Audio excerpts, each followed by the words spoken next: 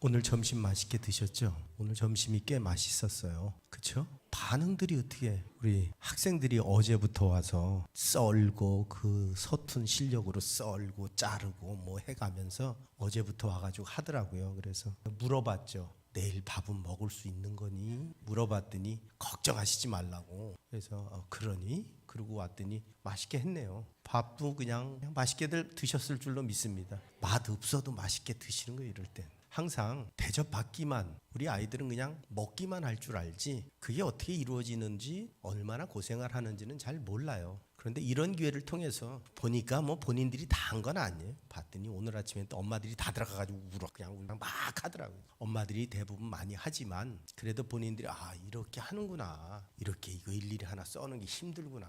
오늘 보니까 설거지들은 좀 하더라고요. 보니까. 그래서 물어봤죠. 집에서도 하니? 그랬더니 집에서 하는 놈은 하나도 없더라고요. 집에서도 해야 된다. 아니, 교회 와서 잠깐 하는 건 큰 의미가 없어요. 1년에 한 번, 그 많은 날 365일 중에 한 번 하는 거에 무슨 의미가 있겠어요. 집에서 하라고 훈련을 시키는 거예요. 집에서 엄마를 도와주고 아버지를 도와주면서, 그래 너희가 잘하면서 받은 은혜가 뭔지는 좀 알고 살자 우리가. 그러면 그 아이들이 절대로 곁길로 나갈 일이 없어요. 은혜를 아는 애들은 곁길로 나갈 일이 없습니다. 근데 내가 안 해보면 은혜인 줄 몰라요. 당연한 건지 알지. 그러니까 당연한 게 은혜였다는 걸 깨닫는 순간 우린 놀라운 감동을 경험하는 겁니다. 하나님이 나를 위해 독생자를 보내주시고 내가 구원받았다는 사실이 당연하면 우리에겐 은혜가 안 됩니다. 그런데 그 순간에 그게 어느 날 은혜로 내게 다가오는 날 내가 변하는 날이 되는 거예요.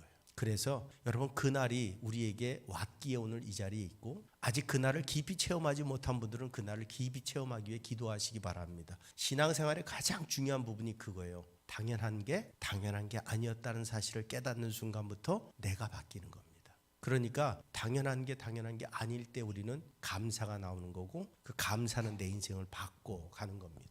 제가 그래도 건강에는 자신 있는 사람인데 지금 한 3주 4주째 아프다 보니까 건강에는 자신감을 가지면 안 되는구나. 그런데 아프니까 힘들고, 여러분 여기서 이렇게 멀쩡하고 왜 집에 가면 이러고 있어요. 근데 우리 집사람은 아는 척도 안 해요. 그러거나 말거나, 네가 그러든 말든 밥 차려놓고 먹을래 안 먹을래, 안 먹을 거면 말고, 그러면 가서 먹고 약 먹어야 되니까 신경도 안 써요. 하루 한 3주 정도 앓는 소리 냈더니 이제는 앓으려면 앓고 말려면 말고 대충 한마디씩 중간에 그래도 잊지 않고 약 먹어야죠. 그 얘기는 가끔가다 해요. 그러니까 아주 잊어버리지 않을 만큼의, 나한테 무관심하구나라는 얘기를 안 들을 만큼만 하지. 요즘은 이제 한 30년 같이 사니까 옆에서 핸드폰 하고 있다가 옆에서 이렇게 앓는 소리 하고 있으면 이렇게 쳐다보고 아파요? 그러고 핸드폰 해요. 그냥 아파?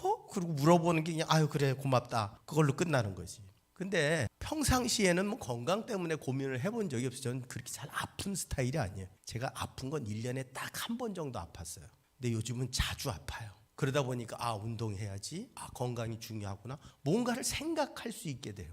신앙생활도 마찬가지입니다. 우리가 이곳에 있는 게 너무 당연하면 그 당연한 건 은혜가 안 돼요. 그런데 어느 날 내가 저곳에 설 수 없다는 생각이 드는 날, 그게 당연한 게 아니더라는 겁니다. 저희 아버님이 돌아가시기 전에 운전을 하시고 교회까지 가셨어요. 거리가 한 1시간 좀 넘게 걸려요. 근데 저희 교회가 우리 교회보다는 좀, 저희 모교회가 좀 늦지만 101 정도 됐어요. 그 교회도 내리교에서 나와서 만들어진 교회인데, 그 교회를 다니기 시작하셔서 2살 왔는데도 계속 그 교회를 가셨어요. 그러니까 70이 넘은 80이 다 된 노인네가 차를 끌고 1시간 20분을 운전하고 가는데 40km의 속도가 40km, 주변에서 빵빵대는 뭐 신경을 안 쓰시는 양반 40km 나갈 길만 가지 이러고, 그러니까 뒤에서 쫓아오는 차가 얼마나 답답해요. 그래서 어느 날 운전 면허증을 반납해 버리셨더라고요. 이제는 운전 못하겠다. 그 거리를 다니세요. 아들이 목회를 하는데도 그 교회를 안 가. 꼭 내 교회를 가. 아니, 아들이 같이 사는데 이제는 아들 교회를 나가셔도 되는데 그 교회를 안 가.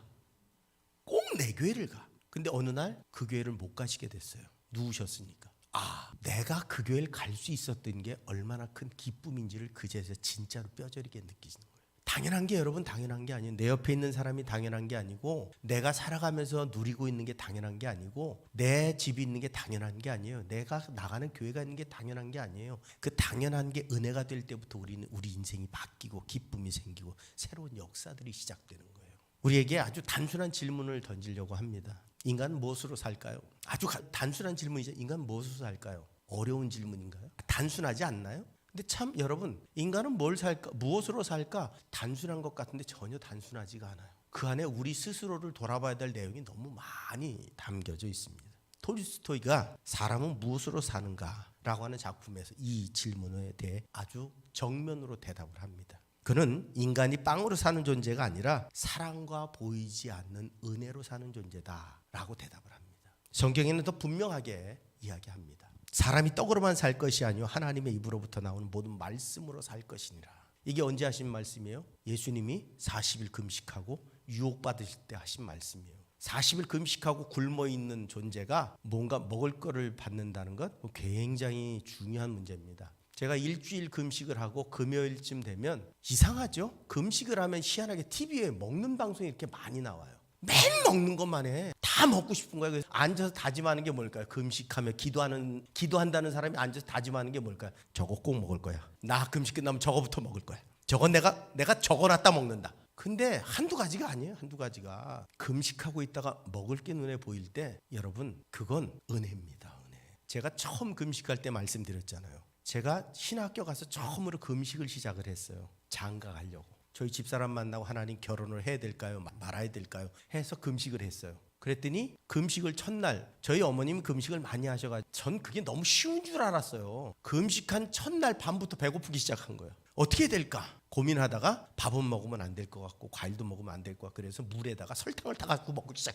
배불러 땅땅해. 더 이상 배가 안 고파. 그렇게 일주일을 금식을 했거든요. 배가 고플 리가 없죠. 설탕물 먹었는데. 그랬더니 저희 집사람이 결혼을 하겠대요. 그래서 금식이 효과가 있구나. 이게 표정으로 저를 쳐다보는 이유는 뭔지 모르겠지만 굉장히 기분 나쁜 표정으로 저를 쳐다보고 있어요. 그러니까 내가 매일 먹던 그것을 못 먹는 게 어떨 때는 그게 너무 힘든 문제가 될 수 있다는 거예요. 인간은 정말 절박하면 먹는 게 급한 게 아니라 먹는 걸 끊어서 내 절박함을 해결하려고 해요. 그게 사람입니다. 그렇게 소중하고 먹지 않으면 죽는 것이 음식인데 그것이 끊겨요. 왜? 그걸 끊어서 이 문제를 해결할 수 있다면 끊는 게 사람이에요. 오늘 여러분, 우리에게는 오늘 먹는 것보다 더 중요한 게 있다는 거예요. 사람이 사는데 먹는 것만 갖고 사는 건 아니라는 겁니다. 성경은 우리에게 말씀을 먹어야 산다고 말씀을 하고 있습니다. 그렇다면 오늘 우리는 무엇으로 살고 있을까? 여러분 무엇으로 살고 계십니까? 이 이야기를 바꿔서 이야기하면 내 인생의 기준이 뭔가 하는 겁니다. 한국 청소년정책연구원의 청년의식조사에 따르면 청년들의 70%가 삶에 명확한 기준이 없답니다. 뭘 어떻게 해야 될지 모르는 그냥 사는 거예요. 지금 사는 거. 유행 따라 살고 분위기 따라 살고 그냥 세상 따라 사는 거예요. 절반 이상이 방향 없이 떠돌아다니는 느낌으로 산답니다. 절반 이상이 방향 없이 떠돌아다니는 것처럼 산대요. 그러니까 우리의 젊은이들이 지금 열심히 사는 것 같고 직장생활하며 사는 것 같은데 목적 없이 사는 거예요. 그냥 살고 있는 거예요. 그냥. 그러니까 어떻게 해요? 떠돌아다니는 배는 정착지가 필요 없습니다. 그런데 어디로 갈지도 모르는 거예요. 목적이 분명해야 여러분 키를 잡고 엔진을 켜서 그 방향을 향해 가는 거죠. 파도가 오든 아니면 너울이 오든 아무 상관없이 목적지가 있으면 그곳 향해 달려가요. 그런데 목적지가 없으면 파도 치면 부는 대로 가는 거예요. 지금 이 시대 젊은이들이 방향성을 잃어버렸다는 겁니다. 오늘 우리 신앙인들도 우리 신앙의 방향성을 잃어버렸어요. 매일 성경을 읽는 것보다 유튜브에서 SNS 짧은 콘텐츠 생각하고 그거 보고 그걸로 성경적 지식을 얻는 분들도 많습니다. 어떤 성도가 이렇게 고백했답니다. 저는 신앙이 있는데도 불안합니다. 결정을 할 때마다 흔들립니다. 하나님의 뜻보다 제 감정이 더 크게 느껴집니다. 겉으로는 신앙생활을 하고 있는 거예요. 그런데 실제로는 다른 것에 뿌리를 내리고 있는 거예요. 그러니까 결정의 기준이 불명확하게 되는 겁니다. 오늘 시편 1편은 아주 근본적인 질문을 우리에게 던집니다. 복 있는 사람은 오직 여호와의 율법을 즐거워하여 그의 율법을 주야로 묵상한다고 말합니다. 그리고 바울은 그 뿌리의 본질을 이렇게 말합니다. 모든 성경은 하나님의 감동으로 된 것이다 라고 말합니다. 오늘 우리에게 성경은 질문합니다. 너희의 뿌리가 어디 있느냐라고 질문하고 있는 겁니다. 첫째로 말씀 우리의 존재 방향을 제가 향기가 있나 봐요. 벌레도 자꾸 껴들고 말씀은 우리의 존재 방향을 결정한답니다. 시편 1편은 굉장히 짧은 말씀이에요. 그런데 인생의 본질에 대한 신학적인 그러한 담론이 담겨져 있습니다. 성경은 인간을 단순히 좋은 사람, 나쁜 사람으로 나누지 않습니다. 근본적으로 어떤 길 위에 서 있는가 하는 거예요. 인간은 결국 나그네 인생입니다. 길 위의 존재가 인간입니다. 시편 기자는 오늘 복 있는 사람이라는 말로 시를 시작합니다. 여기 복 있다라고 하는 히브리어 아슈레이라고 하는 말은 단순하게 기분 좋은 상태가 아닙니다. 이 복이 있다라는 말은 안정된 상태, 하나님의 질서 안에 들어온 삶을 의미합니다. 복 있는 사람은 어떤 사람인가? 하나님 안에서 안정돼 있고 하나님의 그 말씀 안으로, 질서 안으로 들어와 있는 사람이 복 있는 사람이다 라고 말을 하고 있습니다. 결국 내가 하나님을 믿는 믿음 안에 설 때 복 있는 사람이 된다라고 시편은 시작을 하는 거예요. 복 있는 사람은 어떤 사람이냐? 하나님 말씀 안에 들어와 있는 사람. 그 복 있는 사람은 외부 환경에 흔들리지 않는 사람입니다. 하나님과의 관계 속에서 내적 질서를 세우고 살아가는 사람이에요. 하나님의 말씀 안에 들어왔다는 얘기가 뭘까요? 복 있는 사람이란 이야기는 외부가 중심이 아니라 내 안에 분명한 신앙, 믿음이 중심이 되어서 흔들리지 않는 인생을 살아가는 존재가 되어졌음을 의미합니다. 우리는 환경 때문에 흔들리죠. 관계가 깨어져서 흔들리죠. 또 조건들이 안 맞아서 흔들리고 내가 원하는 대로 이루어지지 않아서 흔들립니다. 시편 1편은 세 가지 하지 않는 사람을 먼저 이야기합니다. 세 가지를 하지 않는. 첫째, 악인의 꾀를 따르지 아니하며 죄인의 길에 서지 아니하여 오만한 자리에 앉지 않는다. 이 세 동사의 흐름, 따르다, 서다, 앉다. 이걸 다시 바꿔서 다르게 이야기하면 생각, 행동, 정체성입니다. 내가 어딘가 이 정도는 괜찮겠지 라는 생각이 들었어요. 그래서 그 길 위에 섰어요. 그러다 보면 어떻게 해요? 나는 그런 사람이 되는 거예요. 정체성이 그렇게 바뀌어가는 거예요. 여러분, 내가 예수 안에 섰어요. 이 말씀을 따르는 게 좋겠어 라고 그 안에 섰어요. 그 다음서부터 우리의 정체성은 예수 그리스도를 믿는 거듭난 인생으로 바뀌는 거예요. 그러니까 오늘 이 세 가지, 악인의 꾀를 따르지 않고 죄인의 길에 서지 않고 오만한 자리에 앉지 않는 것, 곧 그 악인과 죄인을 따르지 않을 때 우리는 오만한 교만한 자가 되지 않고 겸손하게 이 세상을 이기는 복된 인생이 되어질 수 있다고 말하고 있는 겁니다. 오늘 우리에게 올바른 방향이 뭘까? 시편 기자는 분명하게 말합니다. 오직 여호와의 율법을 즐거워하는 사람. 율법, 토라라고 합니다. 히브리어로. 토라, 율법, 단순한 규칙이 아닙니다. 하나님께서 은혜로 주신 삶의 방향이에요. 여호와의 율법을 즐거이 묵상하고 여호와의 율법을 즐거워한다는 건 뭐예요? 하나님이 내게 주신 방향을 향해 가는 게 행복한 인생. 하나님이 내게 말씀하신 대로 사는 게 즐거운 인생. 하나님이 내게 주신 그 삶의 방법이 기준이 되는 인생. 그게 복 있는 사람이라고 성경은 우리에게 말씀하고 있습니다. 우리는 스스로로 우리를 정하는 게 아니에요. 하나님 말씀 안에서 우리가 정해지는 겁니다. 예수님도 떡으로만 살 것이 아니요 하나님의 입에서 나오는 말씀으로 살 것이라고 말씀합니다. 분명한 사실, 오늘 말씀이라고 하는 것, 하나님이 우리에게 은혜로 주신 그 기준, 그 법칙을 내가 따라 산다는 건 나의 정체성, 나의 존재가 바뀌는 거예요. 이전에 내가 살던 삶의 방향, 기준이 바뀐 사람은 어떻게 해요? 삶도 바뀌는 거예요. 기준이 다르면 삶이 바뀌어질 수밖에 없어요. 우리는 예수를 믿으면서도 그런데 여전히 세상의 기준을 가지고 살아가려니까 갈등이 일어나요. 세상의 기준과 하나님의 기준이 충돌하는 부분들에서 우리는 갈등이 일어나요. 그런데 왜 갈등이 일어나요? 하나님을 따라가자니 세상에 손해볼 것 같아요. 하나님의 기준을 따자니 세상에서 피해볼 것 같아요. 하나님을 따라가자니 세상에서 뒤처질 것 같아요. 그러니까 우리는 갈등하기 시작하면서 대충 내게 유익한 것으로 우리는 기준을 삼고 그때그때 바꿔가면서 우리는 살아갑니다. 왜? 구원의 은혜도 포기하면 안 될 것 같고 세상의 성공도 포기하면 안 될 것 같아요. 그런데 두 개는 항상 충돌합니다. 결국 내가 그리스도인이라는 이야기는 기준이 바뀐 사람, 정체성이 변화된 사람을 의미합니다. 무엇으로? 하나님의 말씀으로. 그리고 두 번째로 하나님의 말씀은 우리의 내면을 재구성하는 거예요. 그래서 그의 율법을 주야로 묵상하는 사람이 복 있는 사람입니다. 묵상한다는 말, 하가라는 히브리어예요. 우리는 묵상한다 그러면 조용히 눈 감고 생각하는 걸 의미해요. 그런데 그게 아니고 이 말의 의미는 되뇌고 반복하고 마치 음식처럼 천천히 씹어 먹는 것 같은 행위를 말해요. 그러니까 여러분, 묵상한다는 게 그냥 사랑은 오래 참고 뭐 이런 생각이 아니라 하나님이 날 사랑하라고 말씀하셨고 사랑은 나를 내려놓는 것이고 겸손한 것이고 끊임없이 반복하며 그걸 내 삶에 실천하기까지 하는 거예요. 사랑은 겸손해야 된대. 사랑은 계속 내가 그 말씀을 되씹어가며 내 삶에 적용하는 걸 묵상이라고 얘기해요. 하나님의 말씀을 묵상하려니까 하나님의 말씀을 묵상하는 게 아니라 잠자는 거 말고. 우리는 묵상하려면 생각하다 자. 근데 묵상은 그게 아니라 그 말씀을 자꾸 되뇌어 반복하는 거예요. 내 뇌리에 새겨버리는 거예요. 내 마음에 새겨버리는 거예요. 그리고 나서 어떻게 해요? 그 새겨진 말씀 살아보는 거예요. 살아보는 거예요. 여러분, 그 말씀을 살아보려고 할 때 오늘 부부싸움에 충돌이 일어날 상황이 벌어졌어요. 그런데 그 말씀을 되뇌다 보니까 참아야 돼. 견뎌야 돼. 버텨야 돼. 그걸로 부부싸움이 안 됐어요. 가정에 평화가 왔어요. 그게 하나님의 말씀이 내 삶에 이루어지는 순간이에요. 내가 그 하나님의 말씀을 되뇌어 묵상함으로 그 말씀이 내 삶에 적용돼서 그 말씀이 내 삶에 이루어지는 순간 내 가정에 평화가 찾아온 거예요.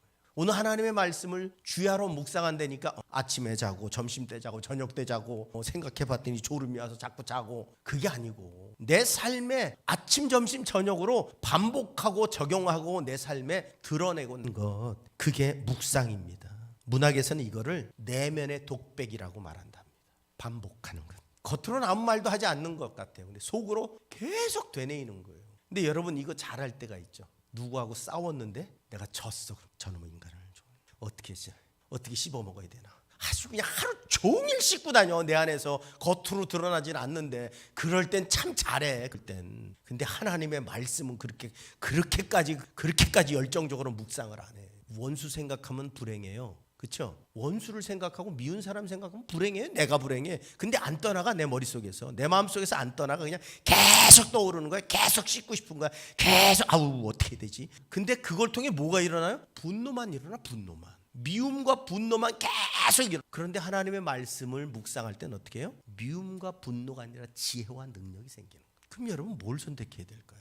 당연히 하나님의 말씀을 묵상하는 게 내 인생을 유익하게 복되게 만드는 게. 근데 희한하게 하나님의 말씀을 묵상하려면 안 돼요. 잘 안 돼요. 근데 저절로 미움은 저절로 내 안에 반복적인 되돌이표를 만들어내고 있다는 겁니다. 그래서 하나님은 그 자리에 다른 걸 넣으랍니다. 미움과 다툼과 실패와 좌절을 집어던지고 율법책을 내 입에서 떠나지 않게. 여호수아서 1장 8절은 이렇게 말합니다. 이 율법책을 내 입에서 떠나지 말게 하며 주야로 그것을 묵상하라고 말합니다. 여러분, 정 안 되면 이런 거 있잖아요. 여러분 좋아하는 거, 복 주고 복 주며 복 주고 복 준다라는 말씀 굉장히 좋아하잖아요. 그럼 여러분 그냥 기분 나쁠 때 하나님이 내게 복 주고 복 주며, 이 상황이 복 받은 상황이야. 그래도 복 주고 그러다 보면 내 마음속에 새로운 평강이 임해요. 그러니까 정 안 되면 여러분이 좋아하고 즐거워하고 행복한 말씀이라도 되뇌이라고. 여러분의 인생을 하나님이 이끌어 가시도록 맡길 때, 그때 내가 새로운 인생, 새로운 기준을 갖기 시작하는 거예요. 근데 그냥 세상에 온갖 것들은 다 집어넣고 생각하지 말래도 자꾸 떠올리면서 정작 하나님의 말씀은 기억조차 나지 않아. 내 입에서 떠나지 말게 하랍니다. 입으로 고백하고 반복하고 계속 흘려보내는 겁니다. 히브리서 기자가 선언합니다. 하나님의 말씀은 살아있고 활력이 있어 좌우의 날선 어떤 것보다 예리하여 혼과 영과 및 관절과 골수를 찔러 쪼개기까지 하며 또 마음의 생각과 뜻을 판단한다고 말씀합니다. 그 살아계신 하나님이 내 안에, 하나님의 말씀이 내 안에 있도록 만드는 게 묵상하는 거예요. 반복하고 되뇌이고, 그리고 내 마음속에 자꾸 자리 잡게 할 때 내 골수를 쪼개고 내 마음을 바꿔놓고 내 삶을 변화시키는 역사를 만들어 낸다고 하는 사실입니다. 말씀을 날마다 반복해서 묵상하다 보면 어느 순간 깨닫게 됩니다. 내가 말씀을 붙잡고 있는 게 아니라 하나님의 말씀이 나를 붙잡고 있다는 사실을 깨닫게 됩니다. 내가 넘어질 때 그 말씀이 나를 붙잡아 일으켜 세워놓고, 내가 낙심할 때 그 하나님의 말씀이 나로 하여금 소망을 갖게 만들어 주시고, 내가 그 말씀을 묵상함으로 내 인생에 많은 어둠이 몰아내지고 환한 하나님의 광명한 빛이 우리 안에 들어오게 만든다고 하는 사실입니다. 중세 수도사들은 성경을 손으로 직접 필사하는 렉시오 디비나라고 하는 것을 훈련했다고 합니다. 쓰는 거죠, 성경. 분명한 사실은 여러분, 하나님의 말씀을 오늘 하루를 살아가면서 단 한 절이라도 읽으시기 바랍니다. 월요일부터 아침에 일어나서 오늘 말씀은 뭐가 좋을까? 여러분이 좋아하고 즐거워하는 말씀을 찾아서라도 오늘 이 말씀을 그냥 마음에 넣어놓고 다니시기 바랍니다. 운전하면서도 반복해서. 왜냐하면 내가 좋아하는 말씀은 어떻게 날 기쁘게 하잖아요. 날 행복하게 하잖아요. 저절로 행복해지는 거예요. 그 순간 여러 가지 어려운 일들이 있겠죠. 사람과 부딪히는 일도 있겠죠. 있겠죠. 그때마다 그 말씀을 다시 되뇌고 다시 되어보면 그곳에서 지혜를 얻습니다. 오히려 싸울 일이 싸움이 안 되는 일이 될 수 있어요. 오히려 더 큰 문제가 생길 걸 오히려 더 작은 문제들로 바꿔놓을 수 있어요. 그 하나님의 말씀을 묵상하다 보면, 내가 그 말씀을 따라가다 보면 오히려 내 인생에 전혀 다른 삶의 모습을 만들어낼 수 있어요. 이번 한 주간 훈련해 보시기 바랍니다. 그 말씀을 묵상하고 즐거워하는 삶이 되시기 바랍니다. 오늘 그 말씀이 보물이 될 수 있을 때 여러분은 그 말씀을 따라 사는 삶이 될 겁니다. 내 보물이 있는 곳에 내 마음이 있답니다. 예수님의 말씀입니다. 오늘 월요일부터 하루를 시작하면서 여러분 마음에 보물을 하나씩 담고 나가시기 바랍니다. 여러분 마음에, 여러분 혹시 집에 금돼지 같은 거 있으세요? 생각만 해도 기분 좋을 거예요. 금돼지 하나 싹 집에 몰래 금고에 싹 집어넣고 아무도 모르게 딱 닫아놓고 나가면서 잘 있어라 갔다 오고, 그냥 생각만 하면 기분이 좋아. 그냥 생각만 해도 그렇잖아요. 그런데 여러분 안에 아예 하나님의 보물을 담고 나아가시기 바랍니다. 그 하루가 그것으로 인해 행복할 줄로 믿습니다. 그것으로 인해 인내할 수 있게 될 것이고, 그것으로 인해 견뎌낼 수 있게 될 것이고, 그 마음의 보물로 인해 승리하는 삶을 살아갈 수 있게 될 줄로 믿습니다. 마지막으로 말씀은 우리의 삶에 흔들리지 않는 안정성을 만들어준다는 겁니다. 오늘 시편 기자는 말씀에 뿌리 내린 사람을 이렇게 묘사합니다. 그는 시냇가에 심은 나무가 철을 따라 열매를 맺으며 그 잎사귀가 마르지 아니함 같으니 그가 하는 모든 일이 다 형통하리로다 하고 말씀합니다. 여러분 오늘 말씀에 굉장히 중요한 것을 찾아내십시오. 그는 시냇가에 심은 나무입니다. 저절로 자라난 나무가 아니에요. 옮겨 심은 나무예요. 여러분 스스로가 말씀의 시냇가에 옮겨 심겨져야 돼요. 저절로 오지 않아요. 나 스스로가 그걸 선택해야 돼요. 나 스스로가 그곳에 나아가야 돼요. 나 스스로가 그걸 붙잡아야 돼요. 그래야 그게 어떤 의미를 내게 줄지를 알 수 있어요. 아무것도 안 하는데 저절로 하늘이 갑자기 확 열리고 막 천사들이 막 내려와가지고 그냥 나를 변화시켜, 아 맞아 하나님 살아계시구나 이렇게 변화될 것이라고 생각하지 마십시오. 그것도 간절히 구하는 자에게 허락된 은혜지. 오늘 내가 나 스스로가 심겨져야 돼요. 나무가에, 시냇가에. 그 시냇가에 심겨진 나무는 마를 일이 없어요. 왜? 뿌리가 이미 깊이 박혀서 시냇가니까 물이 항상 공급되는데 그게 마를 일이 있겠어요? 우리 스스로가 말씀에 뿌리를 내리고 살아야, 심겨져야 우리는 우리의 삶에 풍성한 은혜를 채워갈 수 있다는 겁니다. 시냇가에 심긴 나무는 세 가지 특징이 있습니다. 첫째, 철을 따라 열매를 맺습니다. 조급하지 않고 하나님의 시간표에 맞춰서 결실이 이루어집니다. 둘째로 잎사귀가 마르지 않는답니다. 계절이 바뀌고 더위가 찾아오고 비가 오지 않아도 시들지 않습니다. 뿌리가 끊임없이 수분을 공급해 주기 때문이죠. 셋째로 형통합니다. 이 형통은 세상적으로 이야기하는 물질적인 성공이 아닙니다. 어떤 상황에서도 무너지지 않는 안전함, 안정성, 환경 따라 이리저리 흔들리지 않는 그저 평안한 삶. 그게 시냇가에 심겨진 나무의 특징이에요. 아무데나 심겨진다고 사막에 심겨진 나무가 그렇습니까? 돌 자갈밭에 심겨진 나무가 그럴 수 있어요? 아니요. 시냇가에 심겨질 때, 하나님의 말씀이라고 하는 능력의 삶에 심겨질 때 우리에게 주어지는 하나님의 축복이 뭐냐? 오늘 철을 따라 열매를 맺고 잎사귀가 마르지 않고 형통함의 복, 안정감의 복, 은혜의 복, 평강의 복이 우리에게 임하게 된다고 말씀하고 있습니다. 오늘 디모데후서 3장에서 그 안정성의 근원이 뭡니까? 왜 우리가 말씀에 심겨져야 됩니까? 모든 성경은 하나님의 감동으로 된 것이기 때문에 그렇습니다. 여기서 감동이라고 하는 말, 이 말은 데오프뉴스토스라고 하는 말인데 하나님의 숨이 불어넣어졌다라는 뜻이에요. 우리는 이 말씀을 어디서 찾아요? 창세기에서 찾아요. 하나님이 인간을 지으시고 어떻게 해요? 숨을 불어넣었더니 생명이 됐다. 그래서 우리가 살아난 존재가 된 거예요. 곧 하나님의 말씀이 감동으로 되어졌다는 것은 하나님께서 그것에 생명을 불어넣으셨다는 거예요. 우리가 성경에 뿌리를 내려야 되는 이유는 이곳에 생명이 있기 때문이에요. 단순하게 지식이나 경험이나 어떤 사상을 집어넣는 게 아니라 이 안에 생명이 있기 때문에 내가 이 말씀을 더 깊이 빨아들이다 보면 내 안에 생명이 자라나는 거예요. 능력이 자라나는 거예요. 형통하고 평안한 역사가 자라나는 거예요. 그렇기 때문에 우리가 하나님의 말씀을 붙드는 거예요. 분명한 사실은 여러분, 오늘 우리가 믿음 생활하면서 이 하나님의 생명에 불어넣으심의 은혜가 없이는 우리는 오랫동안 유지될 수 없어요. 왜? 시냇가에 심겨지지 않았으면 어떻게? 말라버릴 거예요. 말라버리면 어떻게 해요? 열매가 없을 거예요.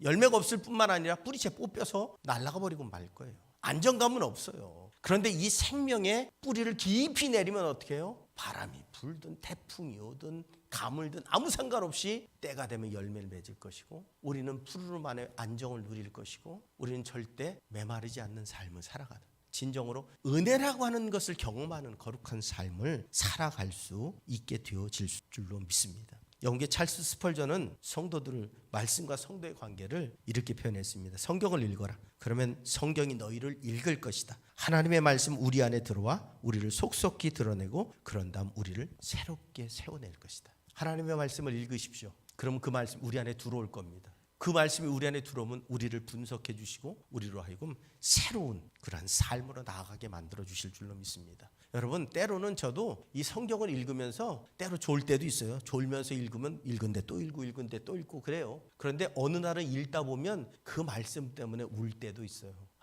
하나님, 이런 의미로. 그러니까 우리가 성경을 자꾸 접하고 읽고 묵상하고 다시 생각하고 그 성경 가운데 가까이 나아가야 뿌리가 조금씩 성경 안으로 깊어질수록 성경이 성경을 해석해주고 성경을 깨닫게 되고 성경을 알게 되는 순간 하나님을 만나게 되고, 하나님을 만나는 순간 우리 인생이 변하게 되는 거예요. 내 인생을 새롭게 보게 되는 거예요. 그런데 하나님의 말씀을 안 읽고는 우리가 하나님을 알 수가 없어요. 하나님이 당신을 표현하신 유일한 책이기 때문에 그래요. 너희가 나를 알려면 이 책을 안 읽으면 나를 알 수가 없다는. 근데 읽어봐도 모르겠을 때가 많아요. 전 지금도 막 읽다 보면 지명 나오고 왕 나오고 이름 나오고, 이름이 똑같은 이름이 반복되고 이 사람이 그 사람이야, 이 사람이 왜 또 나와, 헷갈릴 때도 많아요. 아직도 지리적으로 자꾸 헷갈릴 때도 있고, 지도를 그려놓고도 해도 여기가 어디야 도대체, 뭐 알지도 못한 얘기들이 수없이 많아요. 그런데 읽다 보면 여러분, 읽다 보면 줄기가 잡혀요. 읽다 보면 내게 감동이 오는 구절이 있어요. 읽다 보면 앞에서 읽었던 게 뒤에서 해석된 게 있어요. 안 읽으면 매일 똑같아요. 여러분, 나는 성경을 시작하면 창세기 읽다 끝납니다. 그 다음에 또 결심하고 창세기 읽고, 창세기라도 제대로 읽어요. 어쨌든 어느 날 출애굽기로 넘어가는 날이 있겠지. 창세기가 그러면 마태복음을 먼저 시작하든지, 내가 하나님 말씀 앞으로 자꾸 다가가서 겉에 있던 뿌리가 자꾸 깊이 내려가야 그 본질의 영양분을 공급받을 거 아니에요. 근데 겉에만 있으면 말라 죽을 거예요. 말라 죽어. 신앙이 깊어지질 않아요. 오늘 우리는 그 말씀 위에 뿌리를 박을 때 우리의 삶에 온전한 역사가 나타날 수 있습니다. 그리고 버티는 삶이 아니라 뿌리 내리는 삶을 살아갈 때 우리의 삶에는 놀라운 은혜들로 충만하게 될 줄로 믿습니다. 오늘 우리가 이 땅을 살아가면서 신앙인으로 살아갑니다. 신앙인이라고 하는 것이 별다른 게 아닙니다. 내가 말씀을 내 영양분으로 삼고 내 삶의 길로 삼으며 내 길에서 그 말씀을 붙잡고 나아갈 수 있을 때, 내가 어떤 선택을 할 때 그 말씀이 나를 이끌어갈 수 있을 때, 그때 신앙인이 되는 거예요. 신앙인이라고 해서 무슨 거룩한 무슨 옷 입고 흉내내고 그게 아니라, 신앙인은 삶의 말씀이 기준이 되는 사람이 신앙인입니다. 그리고 그 신앙의 삶을 살아갈 때 우리에게는 분명한 사실, 은혜가 있고 감동이 있고 지혜가 있고 평강이 있고 능력이 생겨집니다. 그 모든 것의 뿌리는 하나님의 말씀입니다. 말씀의 뿌리를 내려서 다시 굳건히 일어서는 저와 여러분들의 삶이 되실 수 있기를 주님의 이름으로 부탁을 드립니다.